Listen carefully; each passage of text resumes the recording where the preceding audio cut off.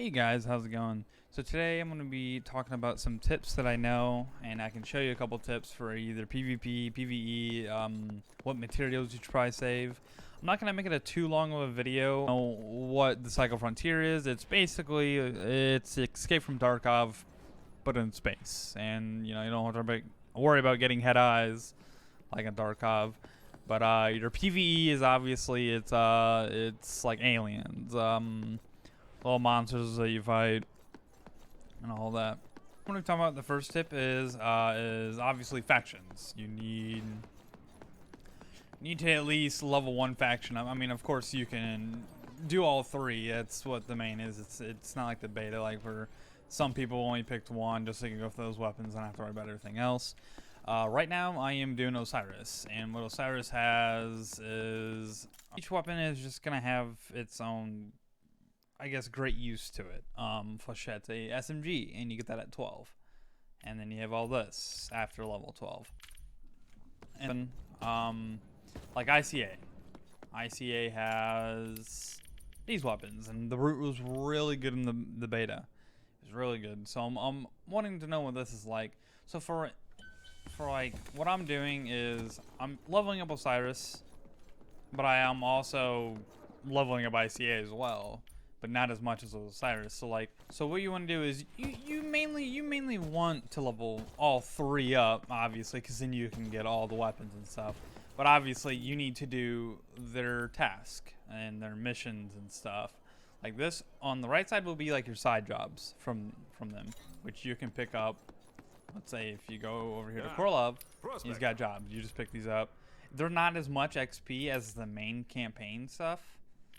But as you can see, is that you want to do everyone's missions, of course, because it gives you XP and all that, and that will help you out in the long run, and just so you can do all this stuff later on into the, I wouldn't say the end game, but just later on in the game, so you can do everything and be more universal with weapons, just so you're not stuck with one faction using their weapons. You want to level up all 3. But obviously, look around which faction you think you would like the most. Also, for each faction, they have their own unique stuff. So, like, if you come over here to the crafting station, utilities. So, obviously, Korlov is this. It's a heavy, it's a laser drill beacon, which was very popular in the beta that people were doing. Oil pump, I never did this, and then I believe this is new. This is for Osiris. I'm not too sure on how it's all gonna work, but obviously Korlov had the mining tool that which you would go to Bright Sand to put that down, and then it would just, you would make a lot of money off of it if you were able to extract with all this stuff. So that's a start for what you want to do when you start up the game. Alright, on to the next tip. So the next tip is going to be using your map for seeing where your teammates are. I'm going to pull up a screenshot of what it looks like. And so obviously the little white dots are going to be your teammates, and you want to use this to your advantage when you're doing PvP. It's because, so like, say if you want your teammates to flank, you know exactly where they are, but you can't see their outline because obviously they're wrapping around or whatever they're going to be doing. And when you're PvPing, you want to know where your teammates are so you can push and engage, or you can tell them where they are close to you on the map, where the enemies are. Obviously, using a map also helps extracting. It tells you where your extractions are and all that, and obviously for questing you're going to need to know where to go. Mainly I use my map for obviously a lot. You'll see in a clip, if I can pull it up on here, I tap my map a lot because I want to know where my teammates are, and mainly that's what I use it for a lot, is to know where my teammates are when I'm in a PvP engagement and I'm not with them. Alright, so on to the next tip is getting materials. What materials you should save, what materials you should just get rid of is smart mesh. You're going to need smart mesh in the long run to craft purple armor, and that is going to be much needed. Same as hardbone plates. Sometimes if you can farm Jeffs, which, I mean, I'll pull up a picture or a video of showing you what a Jeff looks like. They're mainly the boss of the PvE on Bright Sands. There's 2 different bosses, and both of them are on the harder map, which I will go over in a different video of how to kill. You want to save on hard weapon plates, but sometimes you can just get rid of them if you don't care for crafting purple armor right now. Because these will, if you have 10 is the max that you can hold, but of course you can keep holding more and put them in your inventory. But 10 go for 340 XP, which obviously that gives you a pretty big chunk. And you can keep farming the jets with your friends and all that with a 3-stack or something. And share the hard bone plates. Or if they don't need it, you can take it and you can level up your faction. That's what most people did in the beta, and that's what still is popular. I will pull up a picture of which is new into the game now, is now all the PvE enemies drop heads that are exotic. Those also drop a lot of XP. They'll give you a lot. I don't want to say a lot. The Marauders, what are Jeff's, they give you a pretty big chunk. The blue one, I forget how much it gives. Gives a good amount. But there's the orange one, like the orange Jeff, which gives 115,000 K marks and like 1,200 XP. Obviously, you want to go for that one, but it's pretty rare to drop. Next tip. The next tip is going to be about weapons. What weapons you should try to use when you start off.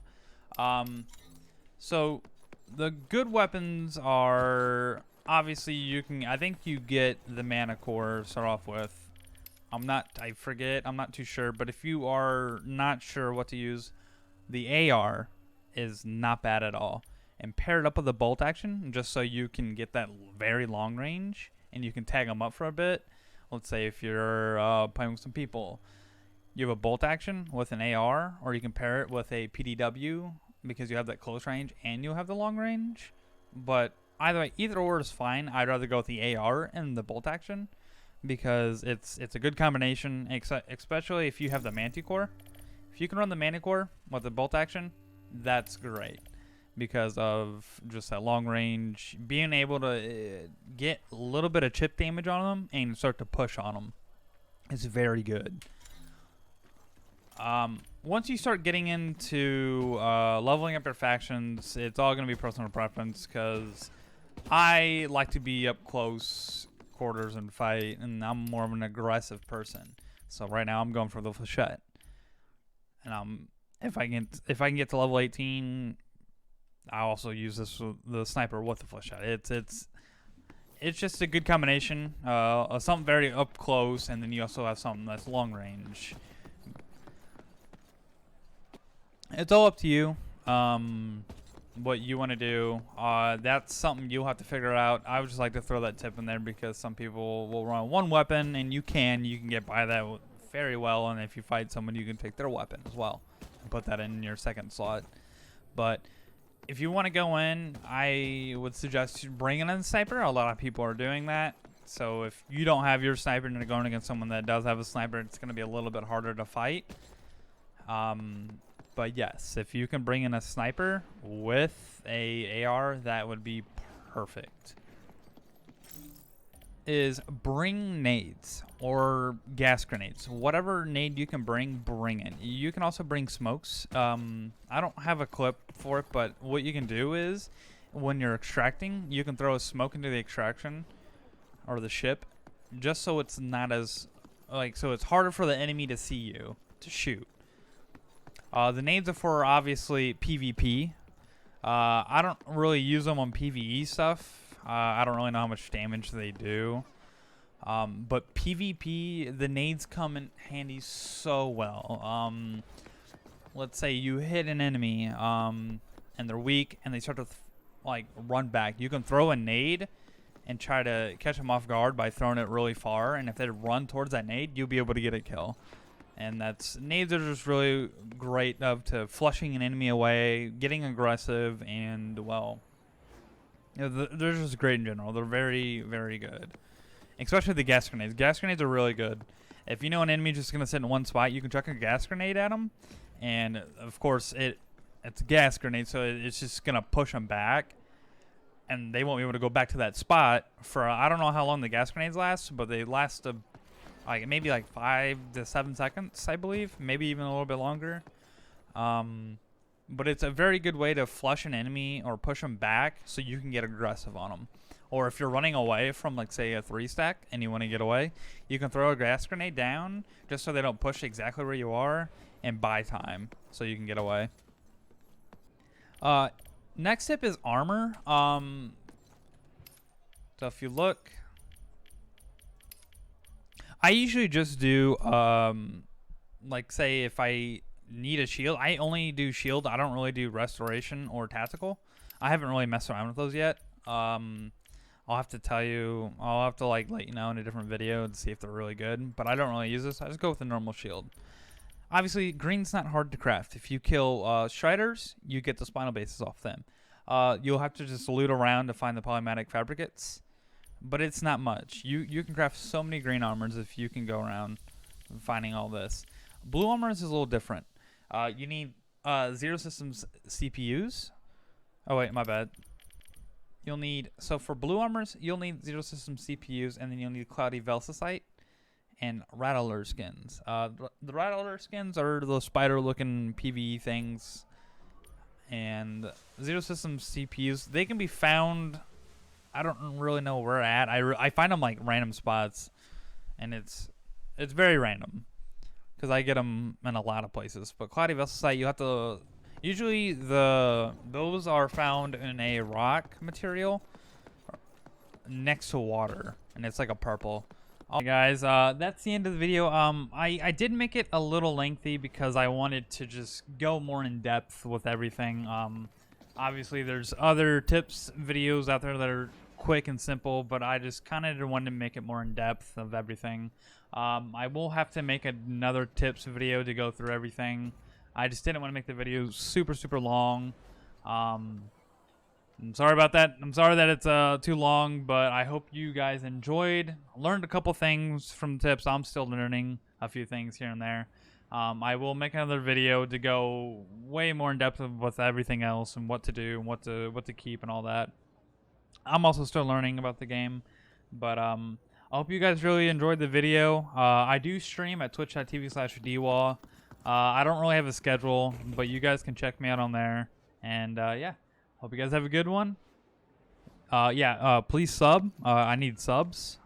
I'm in desperate need of subs. But yeah, all right. I hope you guys enjoyed the video.